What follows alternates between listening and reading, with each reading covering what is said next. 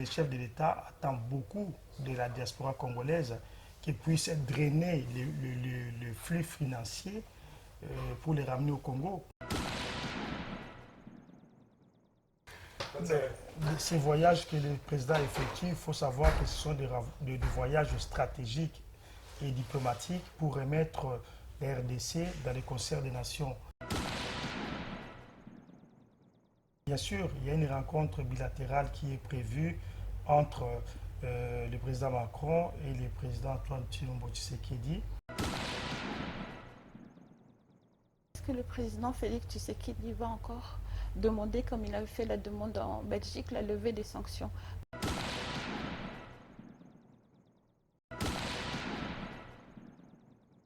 Bonjour, bienvenue sur notre site clébois.com.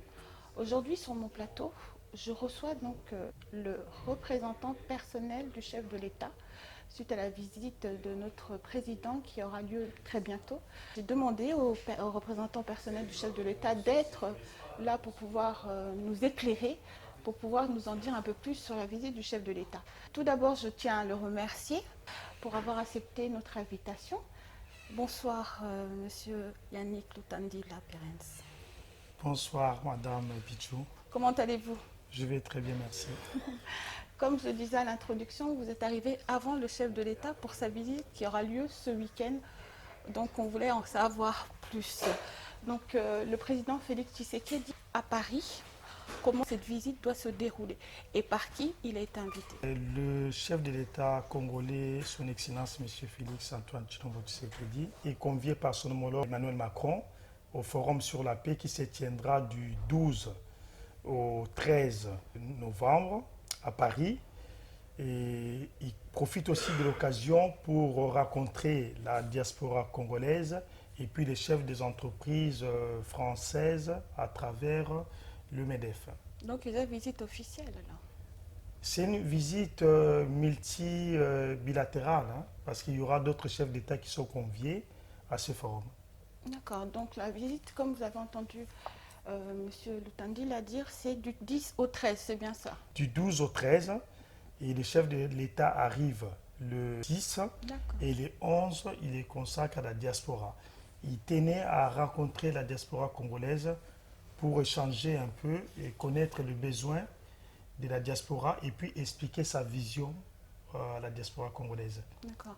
On a remarqué par rapport au voyage du président, nous avons les États-Unis, on a dernièrement la Russie, la Belgique en septembre. À chaque fois, le président rencontrait la diaspora congolaise. Bon, c'est vrai qu'on n'a pas trop l'habitude de rencontrer le président, l'ancien ne le faisait pas. En Belgique, il y a eu du monde. Ici en France, comment pensez-vous que ça va se passer? Ben, écoutez, la raison de ma visite ou de ma mission ici en France, comme on peut appeler ça l'équipe d'avance, comme vous voulez, c'est pour s'organiser autour de l'ambassade qui est en charge de l'organisation de l'arrivée du chef de l'État. Donc j'ai dû rencontrer plusieurs associations, on a échangé, on est en train de préparer ça avec l'UDPS, avec les associations congolaises de la diaspora. Je pense que ça serait une réussite totale. Les associations, on peut dire même les partis civils, ont un rôle à jouer pour la réussite de cette visite. Mais pourquoi vous avez dit le président tient à échanger? En Belgique, on a eu juste un meeting avec le président. Vous pensez qu'en Belgique, les gens étaient rassasiés au niveau du président? Qu'est-ce que vous avez eu un retour au niveau du voyage du président quand il a rencontré la diaspora belge? Bien sûr, on a eu des retours. Bon, il peut y avoir de quoi, mais par rapport à la diaspora congolaise, bon, il y a eu du retard que je tiens encore à m'excuser, parce que vous savez que le chef de l'État, quand il arrive comme ça à l'étranger, il a toujours un programme chargé, mais il fait en sorte de dire, il faut que je rencontre ma diaspora, il faut que je rencontre mon peuple pour discuter avec.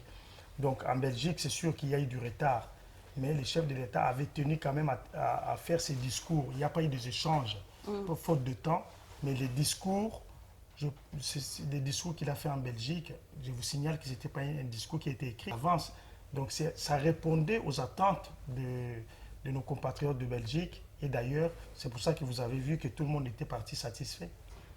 Très bien. Et donc ici à Paris, il y aura un échange, si nous avons le temps, avec le président? Si nous avons le temps, il y aura l'échange entre la diaspora et le chef de l'État. Sinon, ça serait un discours comme ça s'est passé en Belgique. Mais sachant que le chef de l'État attend beaucoup de la diaspora congolaise qui puisse drainer le flux financier pour les ramener au Congo. Parce qu'on a le devoir de soutenir la vision du chef de l'État. Et je pense que la diaspora pourra contribuer à cet effort pour qu'on puisse réussir ce mandat. Très bien, mais on a eu, au niveau de la diaspora, ça c'est pour, on va mettre en parenthèse un peu la visite du président, on va reprendre ça. Sachant que j'avais cette émission avec vous, j'ai quand même fait appel à nos internautes pour leur poser des questions. Que veut la diaspora au niveau ici de Paris? On a eu certaines réponses qui revenaient à chaque fois.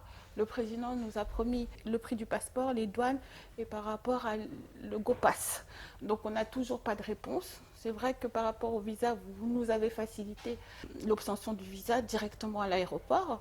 Mais ces trois reviennent régulièrement et on n'a toujours pas de réponse par rapport à ces problèmes que nous avons. Le prix du passeport, le GoPass à chaque voyage et, euh, et la douane que les gens trouvent très cher.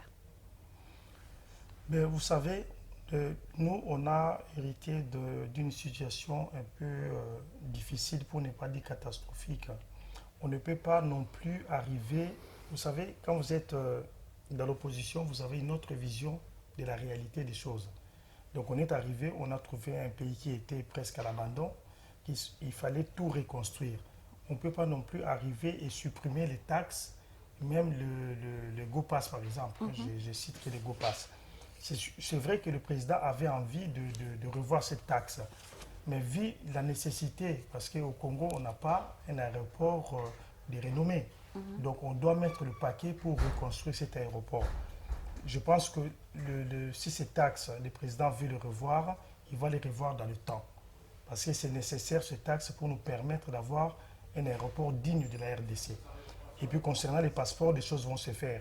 Pour ces passeports, quand on aura la possibilité de fabriquer ces passeports au Congo, de A à Z, je pense qu'on n'aura plus le même prix qu'on a aujourd'hui.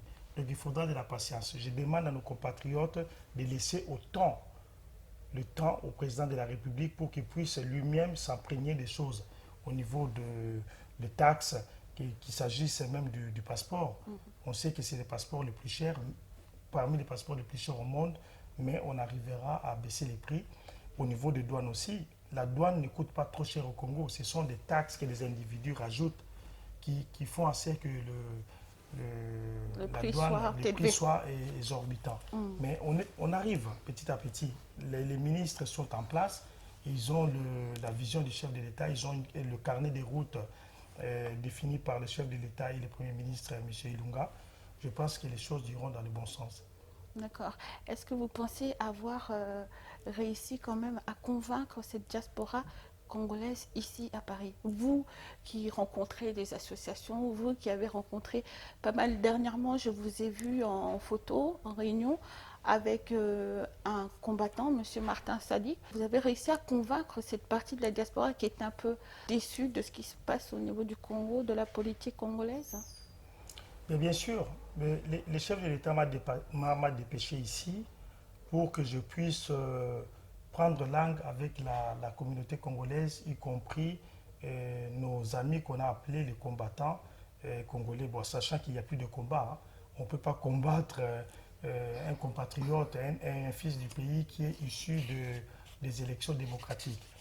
Donc j'ai pris langue avec nos amis, que ce soit des RCK ou d'autres mouvements, des mouvements de combattants en France, pour leur dire la vision du chef de l'État, pourquoi le chef est là, pourquoi le chef de l'État a besoin de tout le monde. Vous voyez, le chef de l'État est dans une logique de ne pas fouiner dans le passé. Il est le premier à avoir souffert du régime sortant. Je peux vous donner l'exemple de son papa, qu'on a mis plus de 2 ans pour l'enterrer, pour rapatrier son corps. Vous pensez bien que si lui, il a pardonné, nous, on ne peut que suivre son pas. Donc voilà, la vision du chef de l'État, c'est de reconstruire le pays avec tout le monde. Il a besoin de sa diaspora. Il ne veut pas que sa diaspora se précipite. Il a demandé à chacun de prendre son temps pour rentrer au pays, pour porter sa pierre. Et je pense que le mouvement des combattants aussi, ils ont leur place au pays pour reconstruire. Moi, mon rôle, c'est de discuter avec eux, de leur dire comment on peut s'organiser pour accueillir les chefs de l'État. C'est dans l'intérêt de tout le monde. Très bien. Donc le rendez-vous avec le chef de l'État est pris, c'est le 11. On Le a 10, les chefs arrivent le le 10 au soir. 10, mais il rencontre la diaspora le Le 11. 11. C'est bien ça. Oui, c'est bien ça. Et il va rencontrer la diaspora à quel endroit? On a déjà une adresse? Ben, c'est à la Villette. D'accord. Donc l'endroit est connu de tout le monde, à la sortie du périphérie. Je pense que demain ou après-demain, l'ambassade va faire une conférence pour expliquer un peu à nos compatriotes l'endroit où se tiendra cette rencontre et puis l'arrivée du chef de l'État. Et comment aussi, excusez-moi d'avoir coupé la parole, pour aussi nous préciser comment obtenir, comment y aller. Parce qu'il y a certaines personnes de la diaspora qui n'ont pas reçu ce que vous nous avez envoyé concernant l'inscription pour pouvoir assister à cette rencontre aussi. Ben, moi, je demande à ceux qui n'ont pas pu s'inscrire sur le site, ils ont encore le temps. On n'a pas limité les inscriptions. Ils peuvent toujours appeler. Il y a un numéro de téléphone. S'ils n'arrivent pas à s'inscrire, ils peuvent pas appeler. Il y a des gens qui sont disposés à leur expliquer comment s'inscrire. Sinon, ben, écoute, on a mis en place aussi un dispositif les jours de 11 même, les jours de la rencontre, pour pouvoir inscrire les retardataires ou les gens qui viendront, par exemple, de la Suisse, de l'Allemagne, tout ça, qui ne pourront plus s'inscrire avant. Donc on ne va pas se retrouver un peu dans une situation, si tu n'étais pas inscrit avant, tu ne peux pas rentrer. Donc tout le monde a la possibilité de rentrer, mais il faudra passer par cette procédure Voilà, tout d'inscription. le monde a la possibilité de rentrer, mais il faut passer par cette procédure. Et je ne demande pas aux gens de ne pas passer par cette procédure. D'accord, je On a comprends le bien. temps de le faire. Je préfère que vous le fassiez. Et si vous avez des difficultés, il y a des techniciens qui sont là pour répondre à vos besoins et pour vous aider à vous inscrire facilement. Très bien. Donc j'espère que vous avez compris. La rencontre avec le président d'Excellence, Monsieur Félix Antoine Tshisekedi Tshilombo, va se faire avec la diaspora le 11 à la Villette. Donc allez sur le site. Et 25 heures, c'est ça? Allez sur le site pour vous inscrire. Le 11 en plus c'est férié. Pour aller donner votre avis et voir le président. On va passer un peu à la rencontre. Comme vous avez dit au début de l'émission, le président vient pour une conférence sur la paix, c'est bien ça? Oui, c'est bien ça. Donc il va rencontrer le président Macron. Oui, il va rencontrer le président Macron et puis ses homologues qui sont conviés en France pour discuter et parler de la paix. Vous savez que la RDC est concernée par tout ce qui se passe à l'est du pays, tout ce qu'on a vécu au Kasaï. Et on a réussi, Dieu merci, à remettre le Kasaï dans le rail. Et puis bon, ça va continuer au niveau du développement de ce coin du pays. Et maintenant, on est dans la région est du pays. Nos armées, nos forces armées, que je tiens à rendre hommage, qui sont en train de réhabiliter l'état des droits dans ces territoires que je tenais aujourd'hui aussi à rendre hommage. D'accord. Est-ce que pour le président, tous ces voyages sont importants?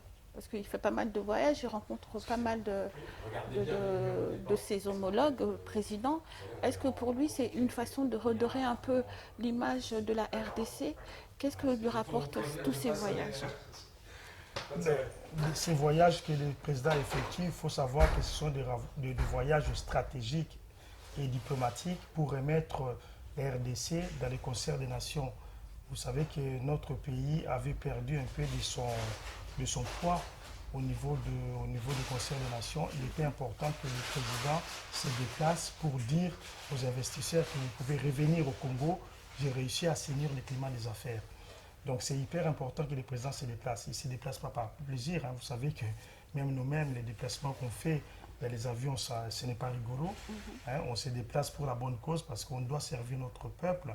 Et le président le fait pour rassurer ses homologues, rassurer les investisseurs de venir investir en RDC pour créer des emplois. Dernièrement, j'ai vu au niveau de la Russie, vous avez signé un contrat de 500 millions pour revoir les chemins de fer au niveau du Congo. Mais 500 millions pour les chemins de fer au niveau du Congo, c'est difficile. C'est peu. Mais vous savez, on ne peut pas se lancer dans plusieurs secteurs à la fois. La stratégie et la vision du chef de l'État, c'est d'ouvrir la RDC dans plusieurs domaines. On ne peut pas se lancer que dans les infrastructures, ça veut dire que les ponts, les routes, tout ça, ou les rails, mais il y a aussi les hôpitaux, les écoles, tout ça à faire en même temps. Donc, on va pas faire, on va pas, comment dirais-je, ouvrir le marché de tous les chemins de fer du Congo. On essaie d'abord de commencer par des lignes stratégiques, d'accord, pour essayer de désengorger, désenclaver nos villes. Donc, c'est important de cibler des villes où c'est prioritaire et au fur et à mesure, en essayant de remettre nos rails comment dirais-je, en marche, on essaye aussi de faire des routes pour permettre aussi de désenclaver nos villes. Qu'est-ce que ça a donné le voyage en Russie à part ce contrat? Ben, écoutez, il y a eu des échanges commerciaux entre la Russie et la RDC. Il y a des choses que je ne peux pas dire ici. Réseau sécuritaire, il y a eu d'autres échanges dans d'autres secteurs. Et ne vous en faites pas, les présidents ne voyagent pas pour rien. Quand il voyage, quand il va quelque part, il a pas mal de forums, pas mal de chefs d'État qui essayent qui l'ont invité. Il n'y va pas comme ça pour se faire plaisir, il va juste pour l'intérêt de son peuple. Chaque voyage du président de la République est millimétré. Il se déplace en sachant que si je mets $1 en allant à l'étranger, je vais rapporter $100 pour le peuple congolais.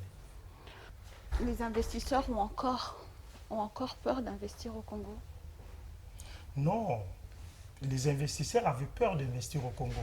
Mais on a beaucoup de demandes des investisseurs qui veulent investir au Congo parce que l'élection du chef de l'État, son Excellence Félix-Antoine Tshilombo Tshisekedi, a redonné de l'espoir au peuple congolais et aux investisseurs. Mais on ne peut pas accepter n'importe qui. Vous savez, dans ces milieux-là, il y a des aventuriers et il y a des gens qui sont sérieux. Notre rôle à nous, c'est d'essayer de voir qui sont aptes de venir investir au Congo, qui sont solvables et qui ne le sont pas. Donc le but aussi de ces conseillers et de charger des missions, c'est ça aussi, de savoir qui est qui pour leur permettre de venir investir au Congo parce qu'il y a beaucoup de demandes, comme disaient les chefs, eux ils veulent du cuivre, ils veulent du coltan, nous on veut des emplois, on veut des industries en RDC. On a vu aussi dernièrement la première fois qu'un président congolais mettait ses pieds, arrivait en Serbie. Donc on a vu le président Félix Tshisekedi aller en Serbie pour rencontrer son homologue. C'était l'invitation du président serbe ou c'était la demande de notre président? Non, non, c'était à l'invitation de son homologue serbe. Vous savez, le président ne refuse pas une invitation s'il sait que ça peut rapporter quelque chose à son peuple et à son pays. Donc c'était une invitation dans les domaines stratégiques que je ne vais pas dévoiler ici. Et le président s'est rendu en Serbie et il y a eu des retombées. Il y a eu des retombées au niveau de la RDC parce qu'il y a plusieurs entrepreneurs qui vont se rendre bientôt à Kinshasa. Et déjà l'ambassadeur de la Serbie a pris langue avec ses homologues au Congo. Donc merci pour ces éclaircissements. On va repasser donc au président Macron, à la rencontre du président Félix Tshisekedi avec le président Macron. Donc il y aura cette conférence. Est-ce qu'après notre président va rencontrer le président français? Bien sûr, il y a une rencontre bilatérale qui est prévue entre le président Macron et le président Antoine Tshilombo Tshisekedi et son staff qui est prévu. Vous savez, il vient pour le forum pour la paix. C'est une rencontre multibilatérale, donc il y a plusieurs présidents, mais la rencontre avec Macron, ça sera bilatéral, ça sera entre la France et la RDC. D'accord. Est-ce que le président Félix Tshisekedi va encore demander, comme il avait fait la demande en Belgique, la levée des sanctions de certains proches du président Kabila? Ça, je ne sais pas. Si le président demande la levée des sanctions, il sait pourquoi. Vous savez, quand on est dans l'opposition, il y a des choses qu'on ne voit pas. D'accord? Depuis qu'on est au pouvoir, il y a des réalités qu'on se rend compte parce qu'il y a des gens qui ont été peut-être accusés abusivement. Ça, c'était au président de la République comment dirais-je, de s'en rendre compte. D'accord? Le président de la République ne demande pas de lever des sanctions pour n'importe qui. Il sait à qui il s'adresse quand il dit il faut lever les sanctions. Moi, je fais confiance au chef de l'État. Je pense qu'il a pris en main les dossiers de tous les gens qui ont été sanctionnés par les régimes. s'il demande la levée des sanctions, ça sera sûrement pour certaines personnes. Voilà, donc Mais c'est vous pas pour pouvez tout le monde. comprendre que pour les membres de la diaspora, pour les Congolais de la diaspora, c'est quand même difficile à accepter, se pose des questions. C'est cette demande de notre président. Vous pouvez comprendre ça? Mais moi, tout ce que je vais vous dire, il faut lui faire confiance. Le président de la République ne peut pas demander la levée des sanctions pour des criminels. D'accord? S'il demande la levée des sanctions, il a dû étudier les dossiers cas par cas pour faire cette demande au niveau de la communauté internationale. Faisons confiance à notre, comme on dit, Fatih Béton, parce que moi, je lui fais confiance dans ce qu'il entreprend, surtout concernant la levée des sanctions pour les anciens dignitaires du régime Kabila. Très bien. Donc on ne va pas vous prendre trop de temps. Je sais que je vous en ai déjà pris beaucoup. Vous êtes pas mal occupé, vous avez d'autres réunions après. Qu'est-ce que vous avez comme message à faire passer à nos internautes, puisque on vous reçoit rarement sur notre chaîne clébois.com, à la diaspora congolaise et même ceux qui sont à Kin qui vous suivent, Monsieur Lutandila? Mais moi, ce que je demanderais surtout à la diaspora congolaise de Paris et de France, que le président de la République doit entendre les sons de Paris lors de son séjour.